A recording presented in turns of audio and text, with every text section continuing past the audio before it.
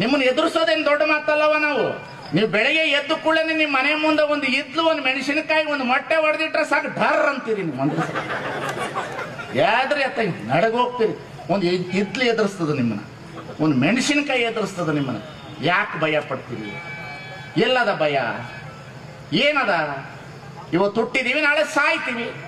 ನಾಳೆ ಬಪ್ಪುದು ನಮಗೆ ಹಿಂದೆ ಬರಲಿ, ಇಂದು ಬಪ್ಪುದು ನಮಗೆ ಈಗಲೇ ಬರಲಿ. ಇದಕ್ಕಾರಂಜುವರು, ಇದಕ್ಕಾರಳುವರು. ಇವತ್ತು ಹುಟ್ಟಿದೀವಿ, ನಾಳೆ ಸಾಯ್ತೀವಪ್ಪ. ಏನು ನಮ್ಮ ಜನ್ಮ?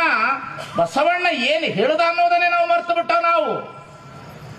ಅದ್ರಲ್ಲಂತೂ ಮದುವೆ ಮಾಡೋ ಟೈಮ್ನಲ್ಲಿ ಈ ನೋಡಕ್ ಬಂದಿರ್ತಾರಲ್ರಿ, ಹೆಣ್ಮಕ್ಳ ಕೈ ನೋಡ್ತಾರಲ್ರವ, ನಿಮ್ಮ ಕೈ ನೋಡ್ತಾರ. ಈಕೆ ಬಂದ ಮೇಲೆ ಮನೆ ಬೆಳಗ್ತದೋ ಇಲ್ಲೋ, ರೊಕ್ಕ ಬರ್ತದೋ ಇಲ್ಲೋ, ಈಕೆ ಬಂದ ಮೇಲೆ ಮನೆ ಉದ್ಧಾರ ಆಗ್ತದೋ ಇಲ್ಲೋ ಅಂತ ನಿಮ್ಮ ಮುಂದೆ ಮೋಸ ಮಾಡ್ತಾರೆ. ಇನ್ಮೇಲೆ ಇವನು ಕೈನು ನೋಡ್ಬೇಕು. ಇದೇನು ಮಟ್ಕ ಆಡಿದ ಕೈಯೋ, ಗುಟ್ಕ ಆಡಿದ ಕೈಯೋ, ಇಸ್ಪೇಟ ಆಡಿದ ಕೈಯೋ? ಯಾಕೆ ಹೆಣ್ಣು ಮಕ್ಕಳನ್ನ ಯಾಕೆ ಶೋಷಣೆ ಮಾಡಬೇಕು? ಹೇಳ್ರಿ ನೋಡ. ನೆಮ್ಮದಿಯಾಗಿ ಬಿಟ್ಟಾರೇನೋ? ಇಲ್ಲ. ಎಡಗಾಲ ಹಾಕಿದ್ರು ತಪ್ಪು. ನೋಡ್ಬೇಕು, ನಮ್ಮ ಹೆಣ್ಮಕ್ಳು ಪೂಜೆ ಮಾಡಬೇಕಾದ್ರೆ ಕೆಂಪು ಹೂವೇ ಬೇಕು, ಬಿಳಿ ಹೂವೇ ಬೇಕು, ಅಂತ ಹೂವೇ ಬೇಕು, ಇಂಥ ಹೂವೇ ಬೇಕು. 4 ಗಂಟೆಗೆ ವಾಕಿಂಗ್ ಹೋಗಿ ಬಂದ ಮೇಲೆ ಮಂದಿ ಕಾಂಪೌಂಡ್ ಹೂ ಕಿತ್ಕೊಂಡು ಬಂದು ಪೂಜೆ ಮಾಡಿಬಿಟ್ರೆ ದೇವ್ರು ಹೊಲ್ದು ಬಿಡ್ತಾನ. ನಮ್ಮ ಅಜ್ಞಾನ, ನಮ್ಮ ಅವಿವೇಕಿತನ. ಸ್ವಾಮಿ, ಜಗತ್ತಿನಲ್ಲಿ ಪೂಜೆ ಅಂದ್ರೆ ಏನು ಅಂತಂದ್ರೆ ಒಬ್ಬರ ಮನವ ನೋಯಿಸಬೇಡ, ಒಬ್ಬರ ಮನೆ ಹಾಳು ಮಾಡಬೇಡ. ಬಸವಣ್ಣ ಹೇಳ್ದ. ಪೂಜೆ ಅಂದ್ರ ದೇವ್ರ ಪೂಜೆ ಮಾಡೋದಲ್ಲ, ಒಬ್ಬರ ಮನವ ನೋಯಿಸದವನೇ, ಒಬ್ಬರ ಮನೆಯ ಘಾತವ ಮಾಡದವನೇ ಪರಮ ಪಾವನ. ನೋಡ, ಮಾಡದಲ್ಲ ಮಾಡಿಬಿಟ್ಟು ಕಾಶಿಗೆ ಹೋಗಿ ಜಳಕ ಮಾಡಿ ಬಂದ್ರೆ ಪಾಪ ಪರಿಹಾರ ಆಗ್ತದಂತೆ. ಏನಿಲ್ಲ, ಕಾಶಿಲ್ ಪಾಪ ಮಾಡಿದಾರೆ, ಏನು ಬಿಜಾಪುರಕ್ಕೆ ಬರ್ಬೇಕೇನೋ ಗೋಳ್ಗೊಂಬಿಟ್ಟಿಗೆ ಜಳಕ ಮಾಡಕ?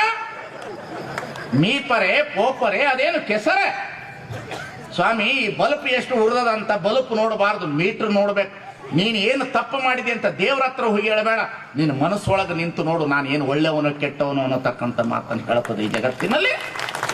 ಬರೀ ಢಾಂಬಿಕ ಪೂಜೆ. ಅದಕ್ಕೆ ಬರದ ಸರ್ಪಭೂಷಣ ಶಿವೆಗಳು. ಮನ ಒರೆಯದ ಕಳ್ಳತನವಿಲ್ಲ, ಬಿಡು ಬಾಹ್ಯದೊಳು ಡಂಬವ, ಮಾನಸದೊಳು ಗೆಡಬಿಡದರಿ ಶಂಭುವ, ಒಡಲೋಲ್ ವಂಚಿಸಿ ಹೊರಗೆ ನೀ ಕೀರ್ತಿಯ ಪಡೆದರ ಶಿವ ನಿನ ಒಲಿವನೆ ಮರುಳೆ. ಏನು ಮಾಡಬಾರ್ದು ಮಾಡೋದು? ಊರು ತುಂಬ 2 ಊದಿನ ಕಡ್ಡಿ ತಗೊಂಡು ಸುತ್ತೋದು, ಬುರ್ರ ಬುರ್ರ ಬುರ್ರ ಬುರ್ರ ಅಂತ. ಪೂಜೆ ಮಾಡಿದ್ದು ಸೊಸೈಟಿ ಸೀಮಣೆ ಹಾಕಿ ಸುಟ್ಟಿದೆ. ಪೂಜೆ ಮಾಡಿದು ಪಾಪ. ಗಂಡ ದುಡ್ಕೊಂಡು ಬಂದ್ರೆ ಉಂಡು ಮಲಗ್ತೇ ಇಲ್ಲ, ಅವ ಪಾಪ ಉಂಡು ಮಲಗ್ತವೆ. ಇವು ಕುಂತಾವಲ್ರಿ, ಇವು ನಮ್ಮೆದ್ರಿಗೆ ಹಾವು ಅಂತವ್ರಿ, ಮನೆಗೆ ಹೋದ್ರೆ ಸುಮ್ಮನೆ ಇರ್ತಾವ್ರಿ. ಏನು ಕಟ್ಟಿದೆ ತಮ್ಮ?